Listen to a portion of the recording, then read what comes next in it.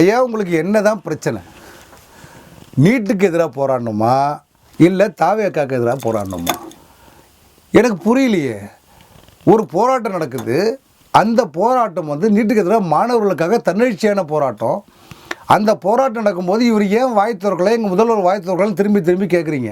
ஆனால் ஒன்று மட்டும் உண்மை, அங்கே பேசக்கூடிய தலைவர்கள் மொத்தம் பண்ணிக்கும் போது ஒருத்தர் கேட்குறாரு, எல்லா கட்சிகளுக்கும் நாங்கள் அழைப்பு கொடுப்போம், ஆனால் ஒரு தீண்டத்தகாத கட்சி ஒன்றை மட்டும் கூப்பிட மாட்டோம். என்ன வார்த்தை அது? எனக்கு புரியல. எனக்கு உள்ளுக்குள்ளே இந்த மாதிரி வந்து நம்ம பேசும்போது அந்த இடத்துக்கு எப்படி போக முடியும்? ஒரு தாவேக்க நிர்வாகி வந்து அங்கே பேச முடியுமா? உள்ளுக்குள்ளே பதாகைகள் வச்சுருக்கீங்க, உள்ளுக்குள்ளே எதிர்ப்பு வாசகங்கள் வச்சுருக்கீங்க, டிஷர்ட் போட்டு அதில் வந்து எதிர்கட்சின்ற உணர்வோடு அப்படியே உட்காந்துருக்கீங்க. எங்கே மாணவர்கள் மாதிரியாக உட்காந்தோம். அங்கே வந்து எதுவுமே ஒரு வாய் திறக்கலை, எங்கள் ஆளுங்க வரலன்னு சொல்லி பேசுகிறீங்கன்னா எந்த அளவுக்கு அந்த போராட்டத்தை மடமாற்றி ஜசை திருப்பி வச்சுருக்கீங்க.